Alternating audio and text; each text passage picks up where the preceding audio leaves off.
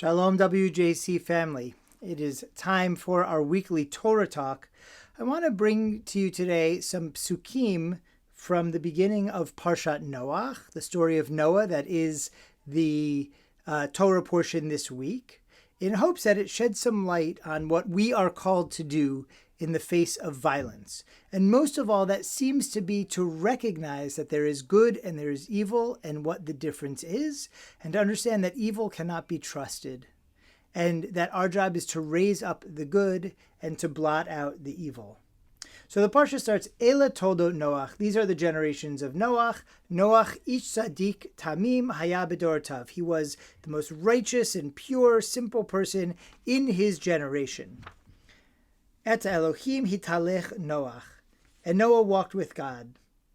Vayoled Noach shlosha banim et Shem, et Cham, v'et Yafet. Noach had three sons, Shem, Cham, and Yafet. Vatishach het haaretz lifnei Elohim. The world was repulsive, it was corrupt before God. V'timaleh haaretz Hamas. The world was filled with Hamas. We know Hamas, right here in the Torah, it means violence. The world was filled with the worst kinds of depraved violence. Commentators tell us all different ideas of exactly what this violence was and why it was so awful. It happens to be either a coincidence or a clever naming thing that Hamas, meaning violence, is the name of this terrorist group, this awful, awful, depraved group that attacked Israel a week and a half ago, as it has every few years for the last very many years, targeting civilians every time, and obviously especially this time. Hamas is an Arabic acronym meaning the Islamic Resistance Movement. It means really this group is designed for nothing but violence. This is not anything but a terrorist group. But it also happens to be Hamas violence.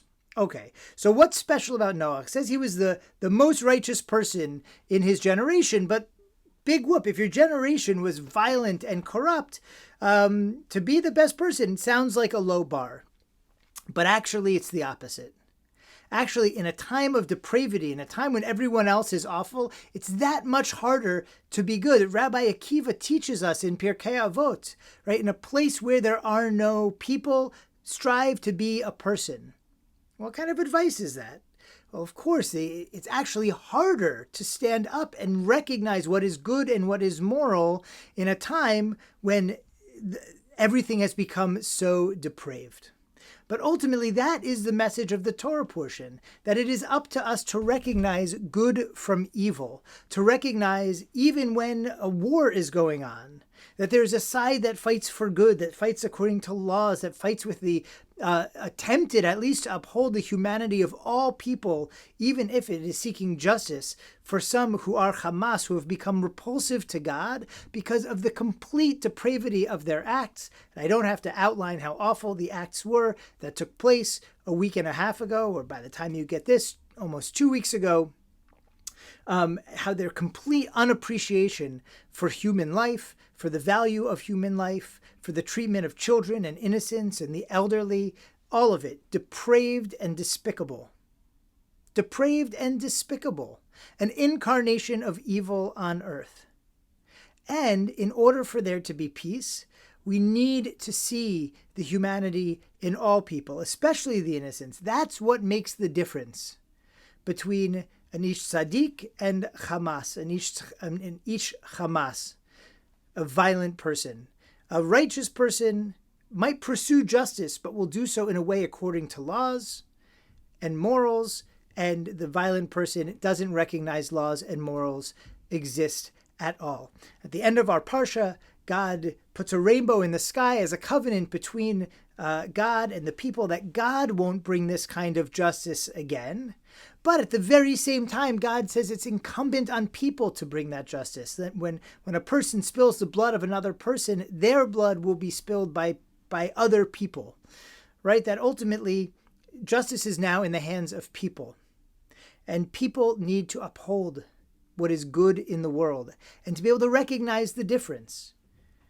This time calls for us to be like Noach, to see what is good, even at a time when so many are trying to confuse that issue. There is righteousness in the world. just as much as there is evil in the world.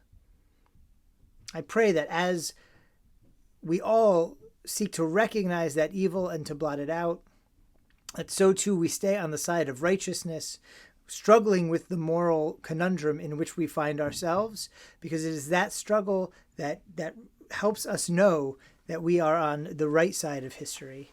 Am Yisrael Chai, may the Jewish people continue to exist and thrive forever.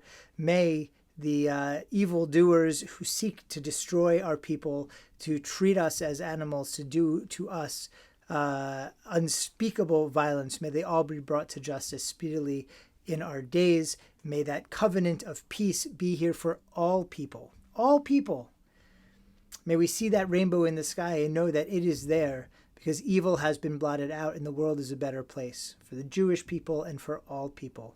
Because the only peace we will have is when the violent ones, the corrupt ones, the ones that are repulsive before God because of their acts, so the way they bring violence into the world, are ultimately blotted out forever. May that peace come soon. Shabbat Shalom.